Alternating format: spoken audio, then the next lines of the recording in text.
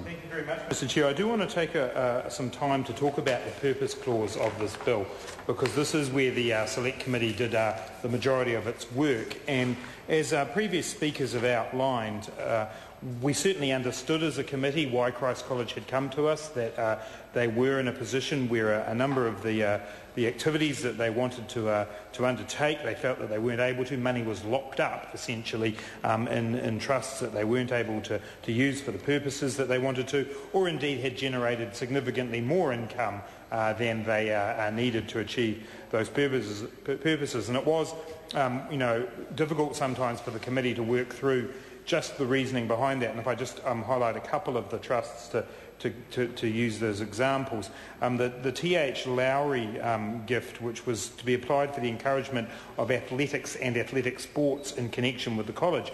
And obviously athletics is still a sport. It's still a sport that is competed for at Christ College, so it would perhaps seem odd to not be able to fulfil that trust. But what the purposes of that trust, but what the college were able to tell us was that they have a lot of other income and funds that are available for the use for athletics, and that actually the income from the trust was exceeding what they could spend in a reasonable way. This is the area that the committee struggled with a bit, because we felt that obviously there presumably would be purposes related to athletics where this could be used for in the future, but obviously perhaps not at the levels that were being mentioned. For a different one, a different example, but of a similar concern, was the Macefield Memorial gift. This was an annual prize for the most promising member of the Cadet Corps or Air Training Corps under 17 as at 31 December in that year. Now, cadets, I think, are probably completely off the scene of high schools in New Zealand nowadays, and certainly they are at Christ College, so it would be very difficult to spend the $27,300. The air training cadets are still going? What schools are the air training cadets still in school? No, well, look, I stand corrected by the member for Waitaki that air training cadets are still undertaken within schools. I'm certainly aware of... Oh, she's correcting herself now.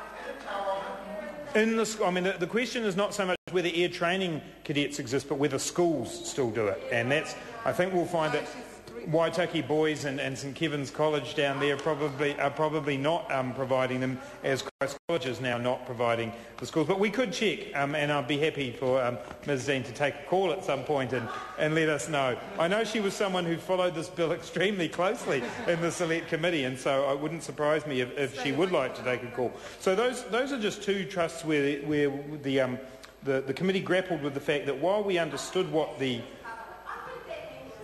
Oh, thank you for that. Thank you.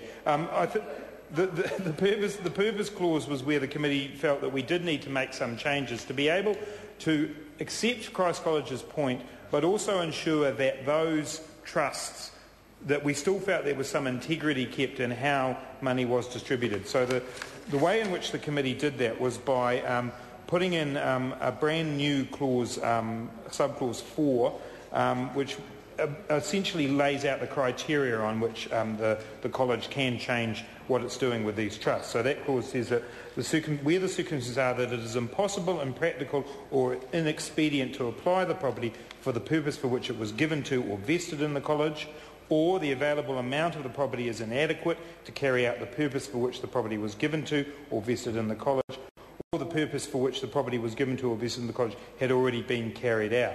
Now that in itself was pretty much what the board of the college wanted when they came to us, but then we wanted to add into that some more criteria, some more guidance for the college.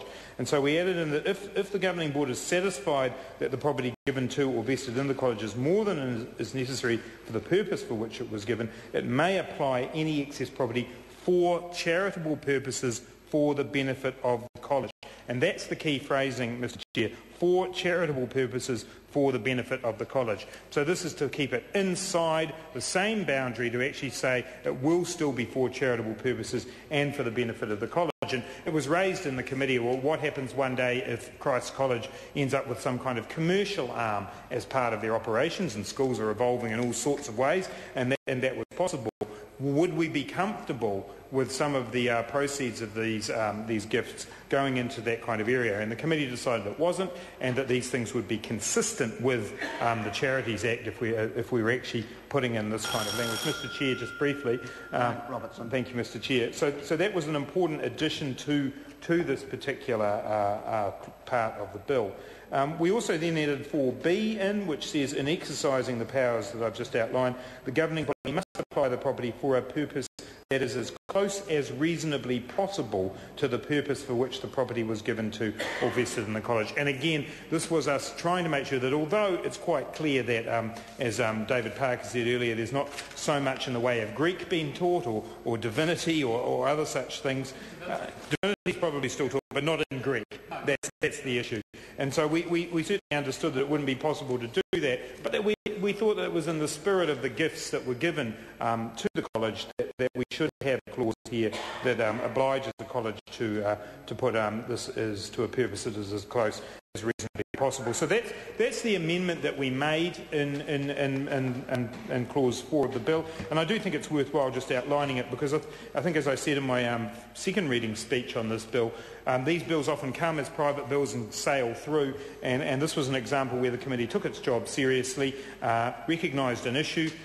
The governors of Christ College were extremely cooperative and understood what the committee was trying to do, and therefore have gone along with this change. But it is an example that private bills won't necessarily simply be waved through this House, and I think clause 4 is a good example of that.